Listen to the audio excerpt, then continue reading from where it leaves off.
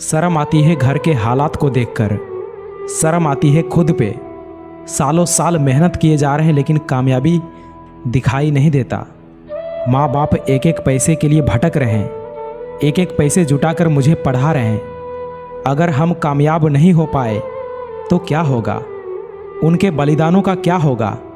उनकी उम्मीदों का क्या होगा जो मुझसे लगाकर बैठे हैं, जो मुझसे लगाकर खुद को तपा रहे हैं। सवाल करो अपने आप से कि क्या मैं उनकी तकलीफ़ों को दूर नहीं कर सकता? क्या मैं उनकी हालातों को नहीं बदल सकता? मेरे दोस्त, ऐसे कामयाबी नहीं मिलेगी। प्रण कर लो, ठान लो कि मुझे हर दिन 10 घंटे मेहनत करना है तो करना है। ये प्यार व्यार आशिकी का जो भूत चढ़ा है ना तुम पे, जब नाकामयाब हो जाओगे ना तब समझ आएगा कि ना तो प्यार रहा और ना ही करियर। और माँ बाप का जो सपना टूटा वो तो अलग ही। भाई कोई साथ नहीं देता, जिंदगी भर तुम्हारा साथ केवल माँ बाप और तुम्हारी कामयाबी देगा।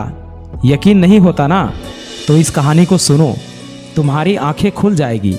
राहुल नाम का एक लड़का जो बिहार की राजधानी पटना में कॉम्पिटिटिव एग्ज़ाम की तैयारी कर रहा था। माँ हाउसवाइफ और पिता मजदूरी करते थे। राहुल अपने पिता का एकलौता बेटा था। पिता पढ़े लिखे नहीं थे लेकिन अपने बच्चे को पढ़ा लिखा कर एक ऑफिसर बनाना चाहते थे। सपने बहुत बड़े थे। राहुल को भी अपने पिता के सपने को पूरा करने का बहुत मन था। राहुल को जब पिताजी ट्रेन चढ़ा रहे थे तो उस समय बोले थे कि राहुल बेटा देखो, हम तो लाइफ में कुछ अच्छा नहीं कर पाए लेकिन तुम ज़रूर कुछ कर जाना। राहुल भी अपने करियर को लेकर बहुत सीरियस था। हर बार क्लास में टॉप आता था। लेकिन इसी बीच राहुल को एक लड़की ने प्रपोज कर दी और राहुल भी उसे एक्सेप्ट कर लिया। कुछ दिन सब कुछ अच्छा चला लेकिन धीरे धीरे पढ़ाई को कल पर टालने लगा।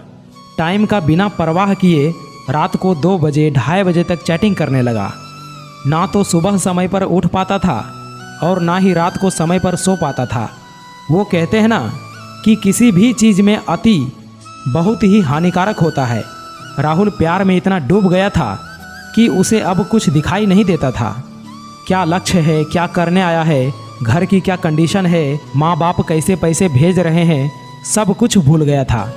राहुल को अपनी गलती का एहसास तब हुआ जब सारे दोस्तों का सिलेक्शन किसी न किसी क्षेत्र में हो गया और राहुल बेरोजगार रह गया।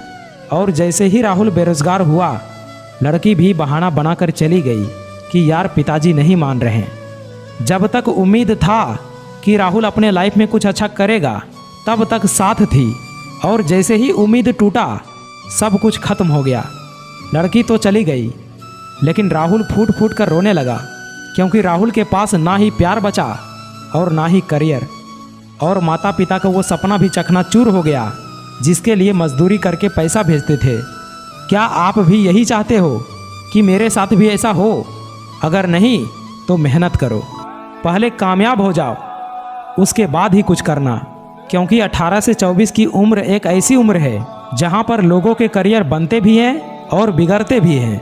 फ़र्क बस इतना है कि इस टाइम पीरियड में जिसने समय का सही इस्तेमाल किया वो जीत गया और जिसने भी नहीं किया वो हार गया।